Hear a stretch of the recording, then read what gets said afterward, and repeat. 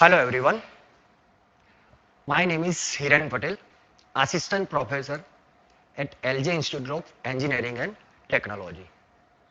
I am coming with series videos of engineering physics, which will come in various branches in engineering like automobile, civil and mechanical.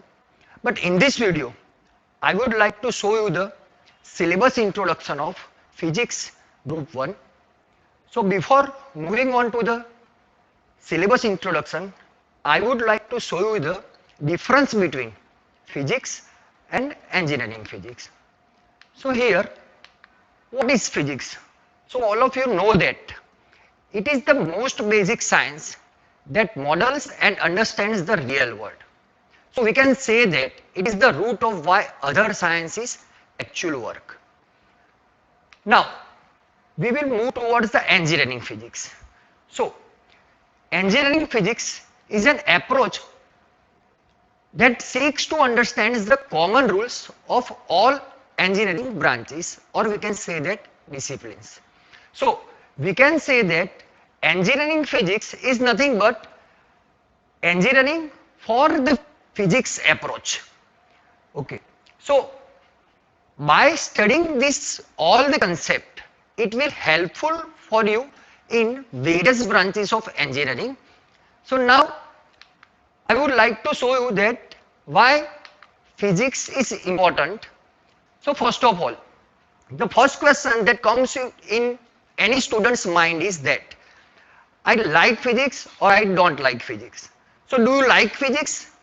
If it's no, then you truly believe in memorizing instead of understanding.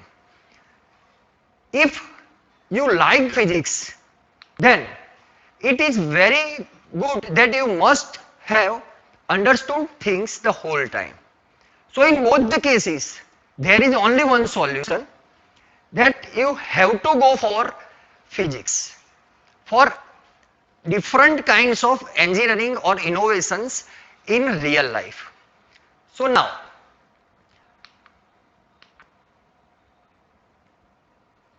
so Physics Group 1 subjects consist of total 5 modules. You can see that first module is properties of matter, second module is superconductivity, third is ultrasonic, fourth is waves, motion and acoustics, and fifth is laser. So we will start with the first module, properties of matter. So you are aware of some words like stress, strain, elasticity, factor of safety. So these all are basic terms. By using these terms, we will going to derive the stress strain diagram, Hooke's law. We will explain elastic behavior of solids, the factors affecting elasticity, and at last we will going to derive the equation of depression of cantilever and torsional pendulum. Okay, so in this chapter is very useful for the branches like mechanical and civil. Okay, so now we will move towards the second module, waves, motion and acoustics. Okay, so you are familiar with simple harmonic motion and damped harmonic motion, as you have studied in 12th standard.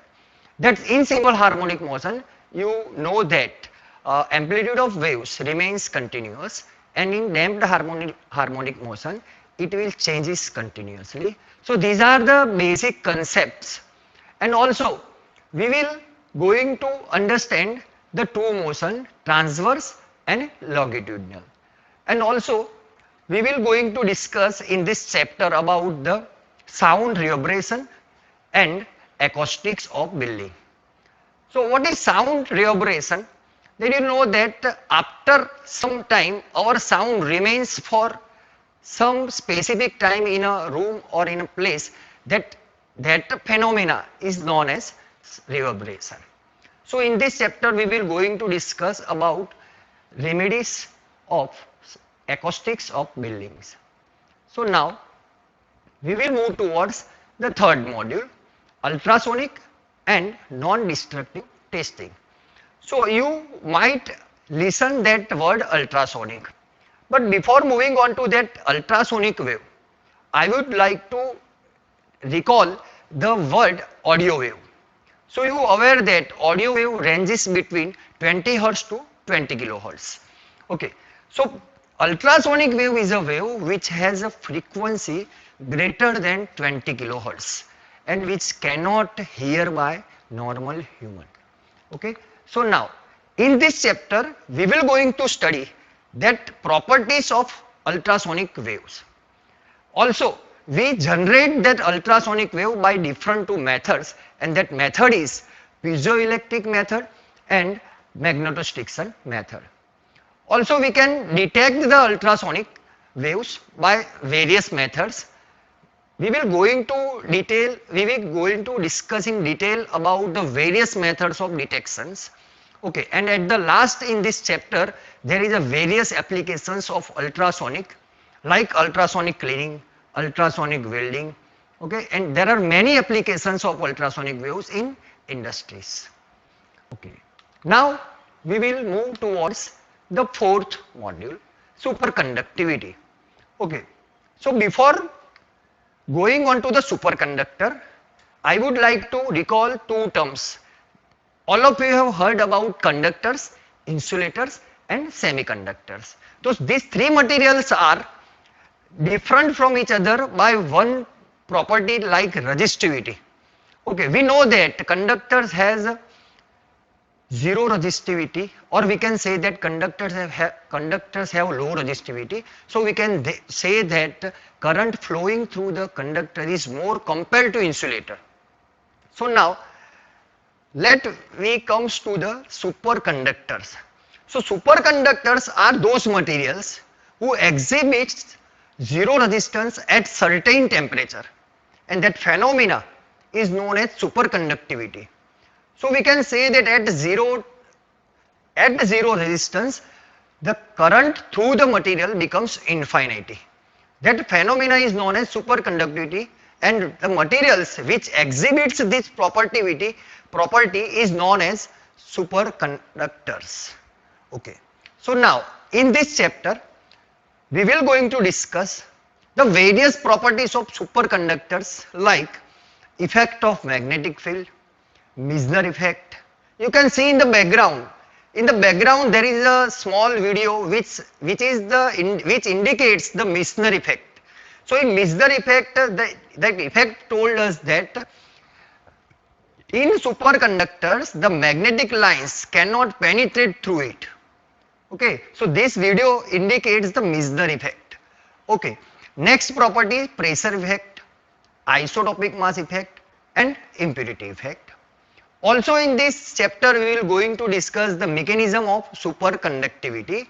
It is also known as BCS theory, and at last in this chapter we will discuss about the applications of superconductivity like Josephson junctions, maglev train. These are applications of superconductivity. Okay, now we will move towards the last module, and it stands for laser. So laser stands for light amplification by stimulated emission of radiation. Okay, so stimulated emission of radiation is a process. For that we have to recall the three processes: absorption and emission.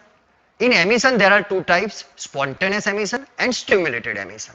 Okay, so in absorption we can say that when electrons in lower band, after applying energy to that electrons in lower energy band, it moves towards the upper energy band.